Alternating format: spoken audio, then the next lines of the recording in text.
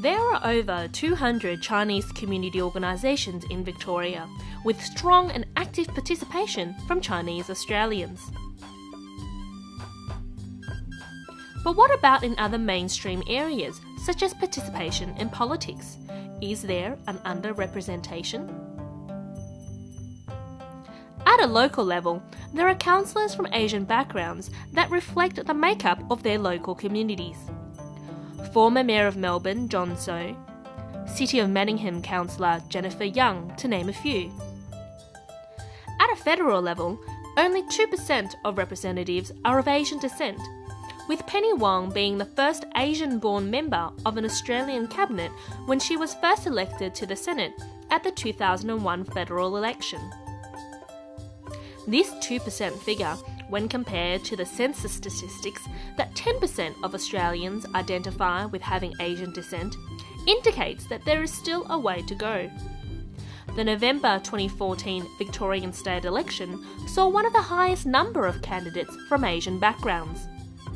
Gladys Liu was one of those candidates running in the Northern Metropolitan region. We spoke to her about how she became involved in politics and what her experiences have been like. To me, getting into politics is something that I had never dreamed of. I wasn't like some other people who set their goal, set their mind to be a politician. No. For me, when I first came to Australia to study, I was only an international student, and I was thinking of going home after that. But I stayed, and I stayed here. I was a very ordinary person, just like you, just like any Chinese living in Melbourne. I did start getting involved in the Chinese community for myself to start with, to learn Tai Chi. But very soon, I was heavily involved in the organization of events and things. There was an occasion that I was asked to host an event for the professional Chinese and business people. So I thought, if you're doing well in your profession and you're doing well in your business, so what's the next thing to do? Maybe it should be the time to do something for the community, for the society. And I thought, so what would be the best way to do it? And what came to my mind was, get involved in politics. So I organized the forum called Paths to Politics, even though I had no idea about politics then. I managed to invite Mr. Kevin Rudd. He was one of the speakers. Of course, we all know that he was our Prime Minister for 2 times.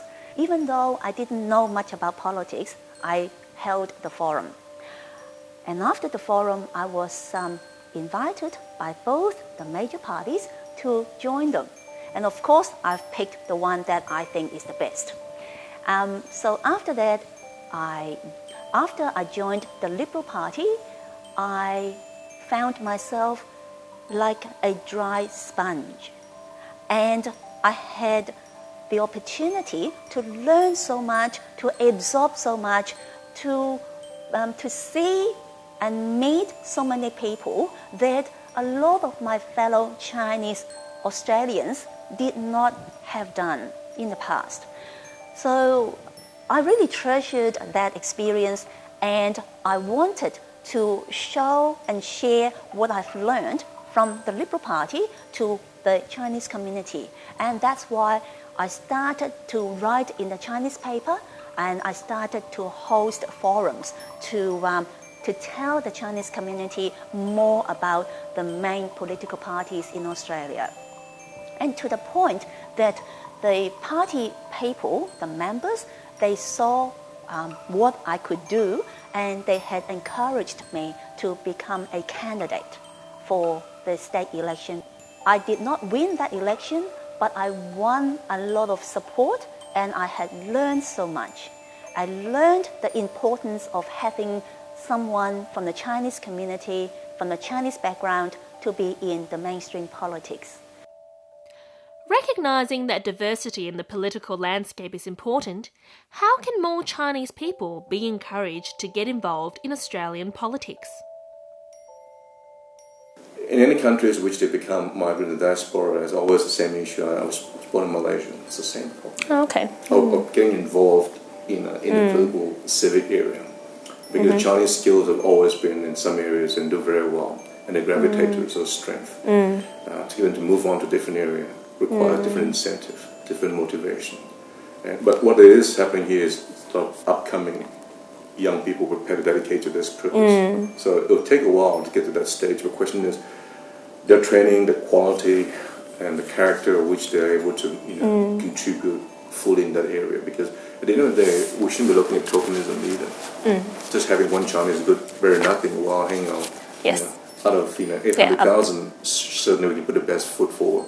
Yeah. How to encourage our bright young people Yeah. to participate, to once say, I can be part of it. I want to be Prime Minister, not a doctor. How do I go there? And the question is, why not? So, for Chinese Australians who do have an interest in politics, how can they make their mark? You can always want more, but it's increasingly being supported. There are more candidates who stood in the last state election just 2 months ago than any other time. The question is the capacity to have a long-term view in politics, not the short grab, and essentially to understand how the system works and to learn from it, to grow into it, and to participate at a level which is not simply a Chinese perspective, but this is Australia, and the political system is very much an Australian system. To learn from that system and work from there. It's no different from my position as a senior bureaucrat. It takes time, and sometimes the Chinese need to cultivate that skill, that knowledge. Yeah. Because I've said before in a different forum, I said, what the Chinese acquire in terms of skill may not be what is required. So it's not what they have, it's what they can contribute in any particular area. So politics has its own different requirements. If you don't like that kind of thing, you shouldn't be in there. Yes. If you did, you'll learn the tricks and the skills to be a good politician, to get things done. It's time to develop those skills, and Chinese sometimes don't have the time to do it now because they're very good, they're very entrepreneurial, enterprising, they will chase opportunities where it's easiest to achieve. And politics is a long-term matter. In this episode, we discuss the future of community leadership and political representation of Chinese Australians. We hope it has stimulated some conversations for our viewers. If you are a young member of the community currently developing your leadership skills, are you experiencing any problems caused by generational differences? And in regards to politics, is it of interest to you? Why or why not? In future episodes of this documentary series, we will continue to explore the topic of representation in other areas, such as in the media. We hope you can join us next time on Asian TV.